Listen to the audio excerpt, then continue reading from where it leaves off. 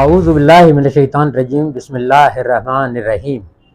हज़रत सल्लल्लाहु अलैहि वसल्लम का इरशाद आलिशान कि जिस शख्स ने बिला किसी रोज़ा छोड़ा, तर्क किया, वो बाद में उसने उसकी कज़ा करके गिनती पूरी कर ली, उसको सवाब तो मिल जाएगा, लेकिन वो फ़ज़ाइल उसे हासिल नहीं होंगे, उसे बर वक्त रखने में उसे मिल सकते थे।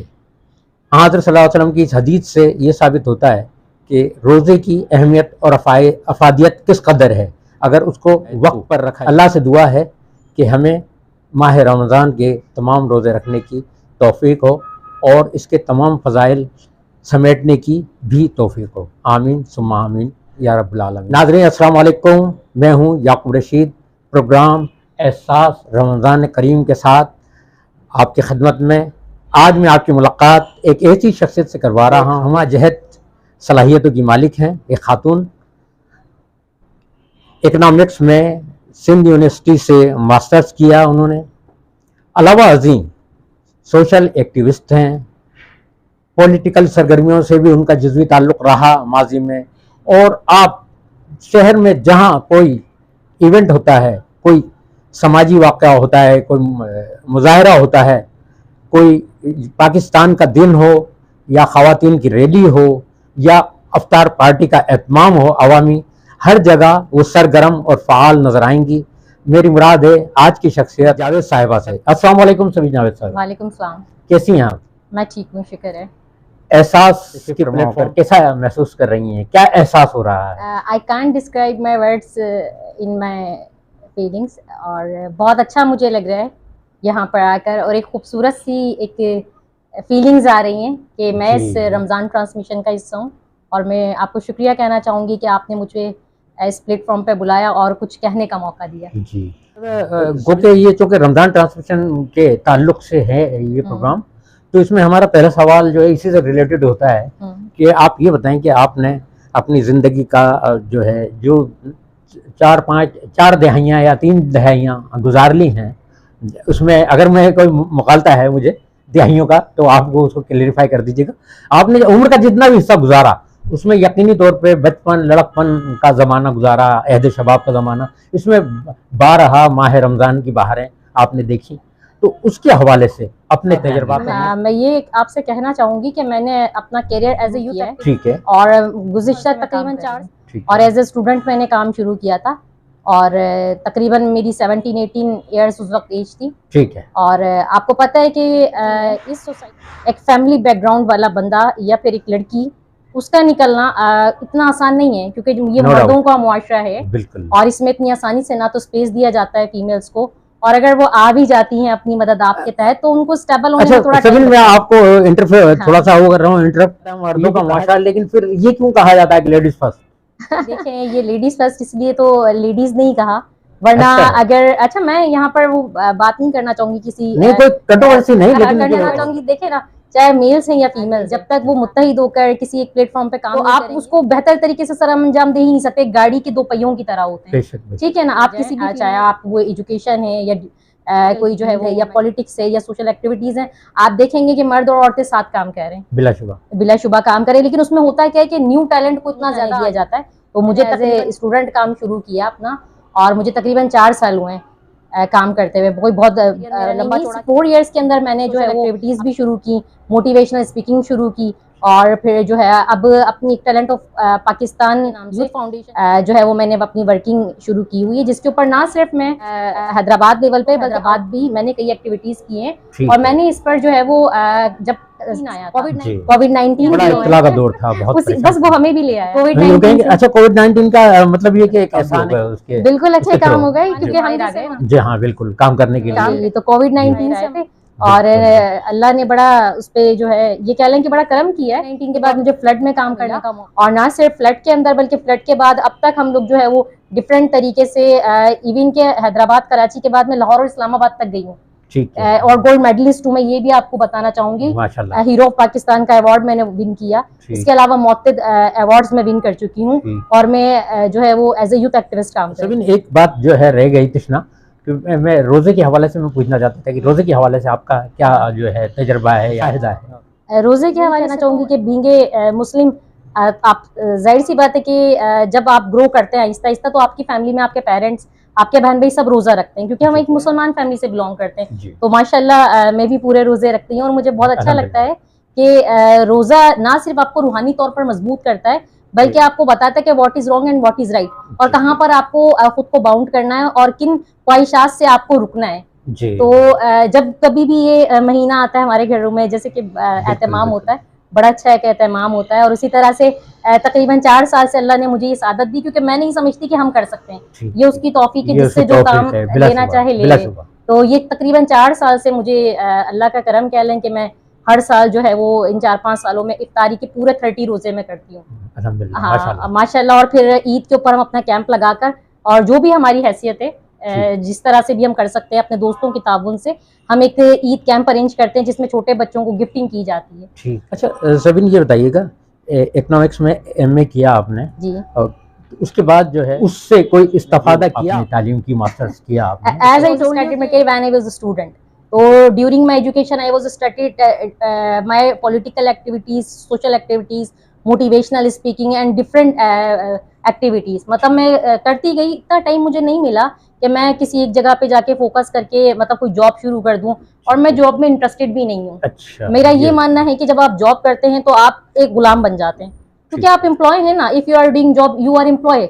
इससे बेहतर है कि आप अपना कोई बिजनेस शुरू करें।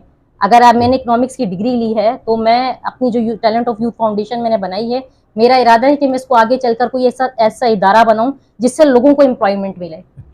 जो हमारे यूथ है, यंगर्स, जो लड़के और लड़कियां काम करें, उनको दिया जाए कि जहाँ से ना सिर्फ वो अपने टैलेंट को प्रमोट करें, अपने स्किल्स को हाईलाइट करें, बल्कि उनको एम्प्लॉयमेंट भी मिले। क्योंकि जितनी एनजीओ काम कर रही हैं, आप देखेंगे मोस्टली ये होता है कि वो अपने हिसाब से चल रही है। मैं किसी की मुखालफत नहीं कर रही, लेकिन उससे लोगों को तो एम्प्लॉयमेंट नहीं मिली है ना। बिल्कुल नहीं। तो मेरा ये ख्वाब है कि मैं अपनी मदद कर, मतलब अगर आपने राशन का ठेला दिया है तो ज्यादा से एक हफ्ता, अगर रोजगार दिया जाए उसके मुकाबले में उनको एक मुस्तकिल रोजगार मिल जाए, तो ये बड़ा बिल्कुल। तो बस मेरा फोकस इसी पे होता है, और अगर मेरा रब मुझसे ये काम लेना चाहता है तो डेफिनेटली मैं इसे बनाने में कामयाब जरूर हो जाऊंगा। अच्छा, एक कम उम्र से लड़की और जो है वो इस कदर फाल और एक्टिव नजर आती है कि वो एक ही वक्त में मुतादिद इवेंट्स में जो है वो बरसरे पेकार या बरसरे अमल नजर आती है।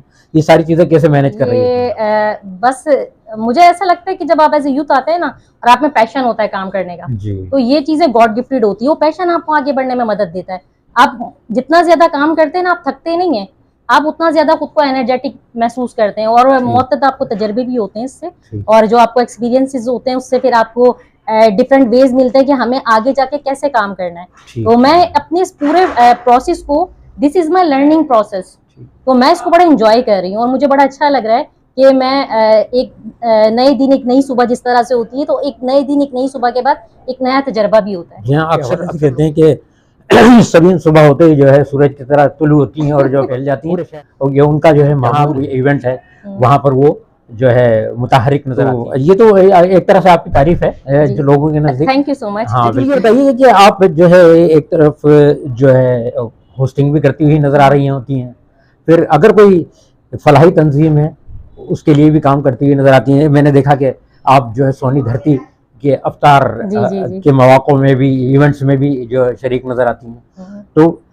आपका एक वाज़े एम्बिशन नहीं, बल्कि आपने अपनी शख्सियत को बहुत सारे हिस्सों में बांट लिया है सोशल हवालों में। अच्छा, सोशल हवालों से ये ना कि मैंने जैसे आपको बताया कि ये हमारा लर्निंग प्रोसेस है, क्योंकि मुझे ऐसा लगता है कि पहले आप किसी एक पॉइंट पे जाने से पहले सीखें।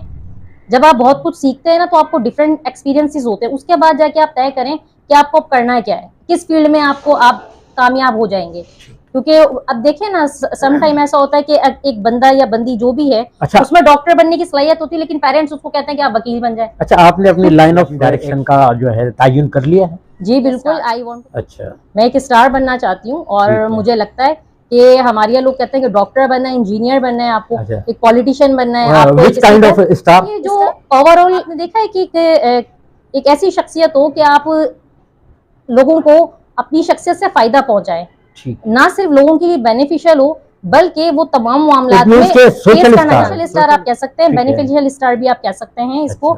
और मेरी कोशिश ये है कि मीडिया से मुझे खैर खासा लगाव है, और मैं काफी अरसा खुद भी टॉक शोज करती रही हूँ। मैं उसी तरफ आ रहा था कि आपने होते हुए देखा और बड़ी महारत से करते हुए देखा, जी। तो ये जो है होस्टिंग का शौक किस तरह बेदार हुआ, कहाँ से कोई इंस्पायरेशन, कोई रोल मॉडल? एक्चुअली मैं कुछ अर्सा मैंने मेरे एक टीचर हैं GMG, he is a international certified motivational public speaker, तो उनको देख के मुझे ये पैशन हुआ कि मैं भी उनकी तरह बोलूं। फिर जब मैंने बात करनी शुरू की तो अच्छा ये चीजें गॉड गिफ्टेड होती हैं, आप बात कर ही नहीं सकते। ये जो होती है ये तरफ से होता है ना, तो मुझे पता था कि मैंने फेस करना है। और जब आप पढ़कर आते हैं ना रटाफिकेशन पढ़ते हैं तो फिर आपको नॉलेज होती है। अच्छा, पढ़ने के दो तरीके होते हैं, एक होता है रटाफिकेशन, एक होता है पढ़कर समझ लेना, और समझकर जो बात की जाती है वो बात बड़ी जो है वैलिड होती है। तो बस वो हम जब पढ़कर आए ना तो हमें पता था कि मतलब ये नहीं था कि पहले से प्रिपरेशन करनी है, मतलब आप किसी भी मैदान में उतारे आप जीत कर आए। असल में बंदे की शख्सियत ऐसी होनी चाहिए। अगर किसी एक प्लेटफॉर्म पर आप जुड़ जाएंगे तो फिर आप बस वहीं तक। अच्छा, मैंने आपको स्पीच करते हुए देखा, होस्टिंग करते हुए देखा, what is the difference between both of them? hosting and speech. The main purpose is speaking and hosting. अगर आप किसी प्लेटफॉर्म पर जाने लिए किसी इंडिविजुअली तो वो हो जाती है स्पीकिंग, और होस्टिंग में ये it means that you are representing different platforms, different peoples. आपका अपना कोई सेगमेंट नहीं होता है, आपको होस्टिंग कहीं भी मिल गई। जिस तरह के आप अभी एक ये शो होस्ट कर रहे हैं, तो मतलब ये आपकी जात से रिलेटेड नहीं है, लेकिन आप मुझे हाईलाइट कर रहे हैं, तो होस्टिंग का भी फोकस मुझ पर। जबकि स्पीकिंग के लिए आपके पास वैरायटी होती है, बहुत वैरायटी होती है, आप जिस पर भी बात करना चाहते हैं, एजेंडा हो, किसी सोशल इश्यू को हाईलाइट कर रहे हैं, या किसी आप पॉलिटिकल इशू को हाईलाइट कर रहे हैं, या किसी बात के ऊपर आप चाह रहे हैं कि मैं अपने तरीके से ये जो है वो दुनिया देख रहा हूँ, तो मैं चाहता हूँ कि दुनिया भी इस नजरिए इस पॉइंट पे आके सोचे। तो ये मेरे ख्याल में ये डिफरेंस है। एक न्यू नजरिया जो है उसमें होता है, एक स्पीकर के पीछे स्पीकर। अच्छा, एक अच्छी पुरकशिश लड़की वो शोबिज में भी जो है इन्वॉल्व है, लेकिन क्या वजह है शोबिज में जो है वो परफॉर्म करती हुई नजर नहीं आती? अच्छा, ये कह लें कि मुझे मौका मिला नहीं शायद, या शायद मैं नहीं देख पाई। मौजूद है, बिल्कुल मौजूद है। अच्छा, मैं एक छोटा वाकया शेयर करना चाहूंगी। कुछ साल पहले मैं कराची में थी किसी इवेंट में, तो वहां पर लक्स ब्रांड के लिए एक जो है वो टीम आई हुई थी और उन्हें न्यू फेस चाहिए था। तो मैं किसी वहां पर किसी सोशल कमर्शियल के लिए चाहिए, कमर्शियल के लिए। तो उन्होंने मुझे कहा कि सबीन हम चाहते हैं कि आप हमारे साथ ये कैट कीजिए। उस वक्त मैं सोशल बिल्कुल नहीं थी और मुझे थोड़ा सा हेजिटेशन फील हुई, तो मैंने मतलब वो इब्तिदा थी। हाँ, इब्तिदा थी, तो मैं उस अपॉर्चुनिटी को अवेल नहीं कर सकी। लेकिन अब ऐसा ऑफर होगी, definitely I will get this opportunity. Okay, ये बताइएगा अदब लिटरेचर उससे किस हद तक लगाव? अदब से बहुत लगाव है, और आपकी शख्सियत अदब के बगैर नामुकम्मल है। अच्छा, अदब के बगैर ना, कुछ भी कर लें आप। और उर्दू लिटरेचर से मुझे शुरू में बड़ा लगाव रहा। पहले तो मैं नसर या शायरी बहुत बड़ा कोई हवाला। अच्छा, मैं जैसे आजकल की यूथ है ना, वो रोमांटिक की शायरी की तरफ चल जाती है, वो नहीं। मुझे इकबाल बड़े अच्छे लगते हैं, और इकबाल की शायरी मुझे बहुत अच्छी लगती है, क्योंकि वो आपको आगे करने में जो है ना, आपको इंकरेजमेंट के लिए, आप देख के मोटिवेशन के लिए, तो Iqbal is the best. No doubt, इसीलिए हमारे कौमी शायर हैं, कौमी शायर हैं। और फिर वो शायर ही नहीं है, वो आपके जितने भी उनके फॉलोअर्स हैं उन्हें शाहीन बना। मैं ये कहूंगी कि उनके शेर व शायरी को सुनकर, पढ़कर, समझकर, उसके पीछे को नजरिए जानकर मैं खुद एक शाहीन बन गई। बहुत खूब, बड़ा अलामती अंदाज में आपने जो बहुत अच्छा डिफाइन किया इकबाल की शायरी को, इकबाल की थिंकिंग को। No doubt he is the great poet of nation. अच्छा सबीन, आप ये बताइए कि आपने अदब के हवाले से भी बात की, लेकिन अब मैंने ये देखा कि आप हर जगह मुताहरिक नजर आती हैं, ड्रामे की तरफ भी आप, मैंने ड्रामों में भी देखा मैं आपको बतौर गेस्ट। तो कभी ख्वाहिश पैदा हुई कि मैं एक ड्रामा आर्टिस्ट के तौर पे काम करूं? लेकिन अब मुझे लगता है कि अगर मैं परफॉर्म कर सकती हूँ तो अच्छा, इसका मतलब है कि आज एहसास की वसात जा रहा है, कई एहसास चले गए। जी हाँ, कहीं साथ साथ ये भी चला गया है कि अगर हमारे जो शोबिस से रिलेटेड शख्सियात हैं वो देख रहे हैं, तो वो आपके लिए मतलब एक माइंड सेट कर लें। बिल्कुल। अच्छा सबीन, बहुत अच्छा लगा, लेकिन आप मुझे ये बताइएगा कि थोड़ा सा जाती हवाले से, निजी हवाले से, शादी की आपने? नहीं की। क्या इरादा है शादी के? हाँ बिल्कुल, एक आइडियल है जहन में। और मुझे ऐसा लगता है कि जो लोग शादी कर रहे हैं ना, वो भी परेशानी रहता है। पता नहीं क्यों ऐसा फील होता है, ये मेरा जाती वो है, नजरिया है, मैं लोगों की तरफ नहीं जाऊंगी, कुछ ऐसे भी लोग हैं खुश हैं ये जो मेरे ख्याल में शादी आप जब करें कि जब आपको लगता है कि आपकी लाइफ में एक ऐसा इंसान है कि जिससे आपकी मेंटल कैपेबिलिटी मिलती है, ठीक है, हाँ, और आप लोगों के जो है वो लाइक और डिसलाइक मिलते हैं, तो आप शादी करें कि शादियां हो जाती हैं और उसके बाद फिर वो लोग जिंदगी को जीते नहीं, जिंदगी को घसीट रहे होते हैं, वो डिफरेंसेस आ जाते हैं, डिफरेंसेस आ जाते हैं, तो देयर डिफरेंस जिंदगी को घसीटना एंड जिंदगी को जीना। अच्छा, कोई मतलब टारगेट सेट किया है?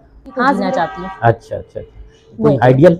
आइडियल अच्छा इंसान हो सबसे पहले। अच्छा अच्छा अच्छा, ठीक। अच्छा, कोई पसंदीदा शेर या गजल जो अदब से थोड़ा सा आपका ज़ौक है तो?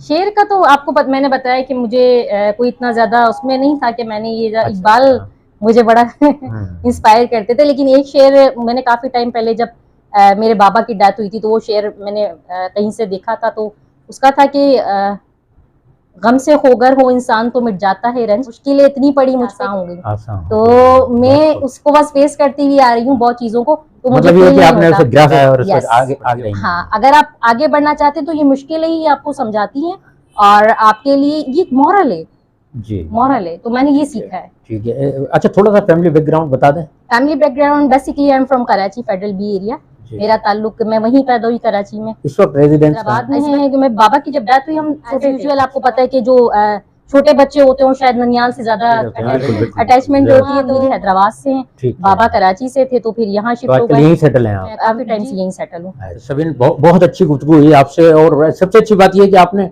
बहुत फास्टली जो है ना बहुत सारी जो है तफसीलात बता दी अपनी ज़िंदगी के हवाले से। तो मैं ये कहूँगा आखिर में एहसास के हवाले से, चैनल यहाँ तो वेब चैनल्स की एक भीड़ है, आपको पता है अपने शहर में, तो हर चैनल अपने अपने तहीं एक कोशिश कर रहा है टैलेंट को जो है आगे लाने की, उभारने की, तो एहसास भी एक अपनी अदना सी कोशिश कर रहा है। तो आप इस कोशिश को किस तरह देखती हैं? हमने अपना टारगेट ये सेट किया है कि मुख्तलिफ शोबा ज़िंदगी की जो शख्सियात हैं, नुमाइंदा शख्सियात, उनको यहाँ लाया जाए और उनके तजर्बात, एहसासात, हालात ज़िंदगी को अपने नाजरीन तक पहुँचाया जाए। तो आप किस तरह देखती हैं एहसास? In my side you are doing well, you are doing good job, thank you, आप बहुत अच्छा कर रहे हैं। और मेरा हमारे सीईओ सरफराज अहमद साहब हैं। हाँ, जाहिर सी बात है कि एक पूरी चेन करती है, एक शो के पीछे किसी भी कामयाब प्रोग्राम, असलम जावेद और ये सब लोग बेस्ट ऑफ लक, आपके जितनी भी टीम मेंबर्स हैं एहसास चैनल को मैं बेस्ट ऑफ लक कहना चाहूंगी कि you are doing a very good job, और आपका ये नेटवर्क बहुत अच्छा काम कर रहा है, और ना सिर्फ सीनियर्स के लिए बल्कि हम जैसे जूनियर्स को भी मौका दिया, तो ये बहुत अच्छी बात है कि आपने यूथ एम्पावरमेंट के लिए भी मुझे आपने बुलाया और मुझे मौका दिया। तो मैं अब ये जाहिर सी बात है ये इंटरव्यू शेयर भी होगा, तो मैं अपने फॉलोअर्स के साथ, अपने फैंस के साथ शेयर करूंगी, तो उनके लिए भी एक अपॉर्चुनिटी है कि वो भी है और एहसास के साथ अपने व्यूज को, अपने एहसास को शेयर करें। Very much Sabeen for coming, बहुत अच्छा लगा आपसे बात करके। ये थी सबीन जावेद जो बहुत कम उम्र में बहुत कुछ कर चुकी हैं और करना चाहती हैं। हमारी दुआएं इनके साथ हैं। याकूब रशीद को इस दरख्वास्त के साथ इजाज़त दीजिए कि सब्सक्राइब कीजिए एहसास चैनल को, लाइक कीजिए, अपनी राय का इजहार कीजिए, फिर एक अच्छी शख्सियत के साथ हाजिर खिदमत होंगे। इजाज़त दीजिए, फ़ी अमानिल्लाह।